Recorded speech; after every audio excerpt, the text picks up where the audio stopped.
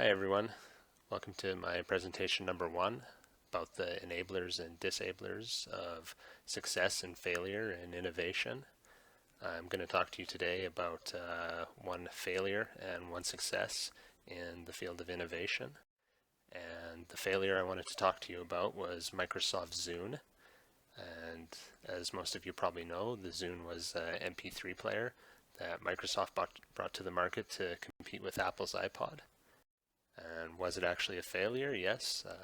It launched 5 years after Apple's iPod, which was its main problem. The iPod already had sold about 100 million units at this point, and Microsoft was just never able to gain a foothold in the market. They never got beyond a single-digit percentage of market share, and as a result, they scrapped the project in 2010.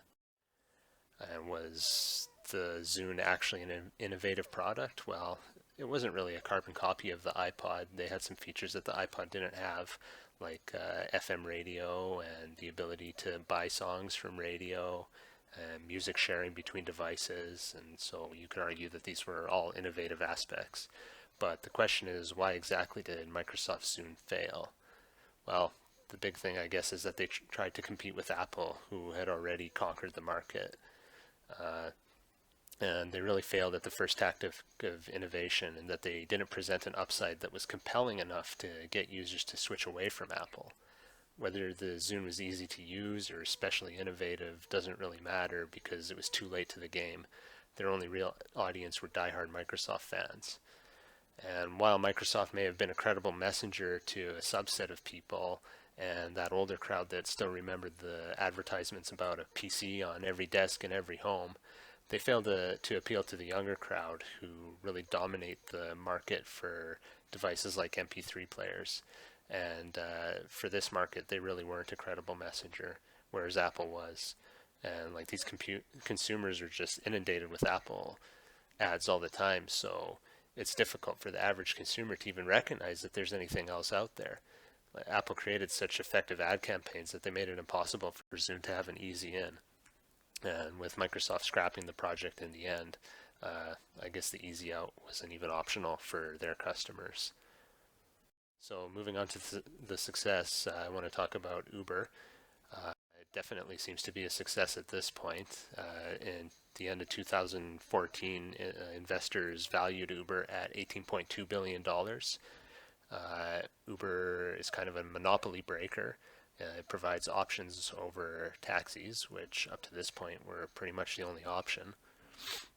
And the big number there is that Uber is available in 58 countries and over 300 cities worldwide.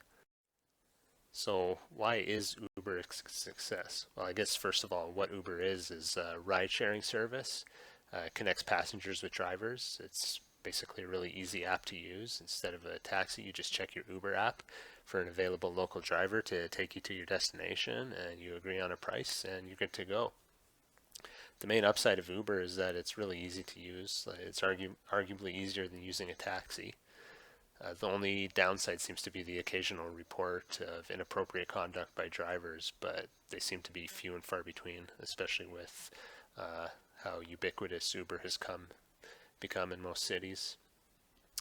It was really easy to implement, simple to implement. It's mainly was the creation of the app. They didn't have to invest in infrastructure because the infrastructure was already there in the form of the cars that volunteered to use the Uber service. And Uber, they didn't really have credibility because they arrived to the scene as kind of an unknown quantity, but they established credibility early on just by word of mouth, that it offered an easy-to-use, reliable service. They don't even have to have their own credibility. They just rely on the credibility of the users who recommend them. And it was a pretty easy in for consumers who want to try Uber. You just have to download the app and test it out. And it's an even easier out. If you don't like it, you just don't have to use it. So that's my presentation on an innovation that failed and one that succeeded. And I hope you enjoyed. Thank you.